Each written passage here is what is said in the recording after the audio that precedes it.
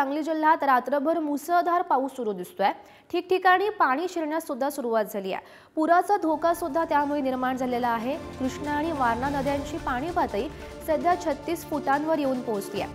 कृष्णा नदी इशारा पातळीपासून केवळ 4 फूट दूर आहे आणि त्यामुळे याचा धोका सुद्धा निर्माण होण्याची शक्यता वर्तवण्यात येते। सांगलीमध्ये आपण हे काही दृश्य पाहतोय।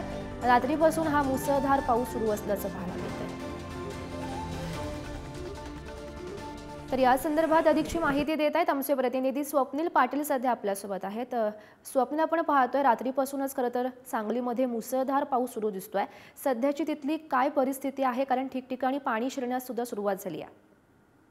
नक्कीच, मी आता सांगलीतील स्वामी समर्थ घाटावरती आहे आणि या जर ठिकाणी आपण पाहिलं तर कृष्णेच्या पाणी पातळीमध्ये सातत्याने वाढ होतीये। या ठिकाणी स्वामी समर्थ मंदिरात पाणी शिरण्यास देखील सुरुवात झालेली आहे। काही वेळामध्ये या मंदिरामध्ये पाणी शिरण्यास सुरुवात होईल। आपण जर पाहिलं तर स्वामी समर्थ मंदिराच्या पायथ्याला आता इथलं कृष्णेचं पाणी लागलेलं आहे। यासह सांगलीतील अनेक भागामध्ये देखील पाणी शिरण्यास सुरुवात झालेली आहे। पलूस तालुक्यातील औदुंबर मंदिर देखील आता पूर्णपणे बुडलेलं आहे। जर आपण पाहिलं तर आता कोयना धरणातून आणखी 11 वाजता 40,000 क्युसेक पाण्याचा विसर्ग करण्यात येणार आहे। त्यामुळे कृष्णेच्या पाणी पातळीत आणखी वाढ होण्याची देखील शक्यता वर्तवली जाते। परंतु आपण जर पाहिलं तर सांगलीमध्ये कृष्णेच्या पाणी पातळीमध्ये सातत्याने वाढ होते। हो, नक्कीच स्वप्नील, धन्यवाद दिलेल्या या माहितीसाठी। तर आपण पाहतो कृष्णा आणि वारणा नद्या या तुडुंब भरलेल्या आहेत, त्यामुळे पुराचा धोका सुद्धा सांगलीसाठी निर्माण झाला।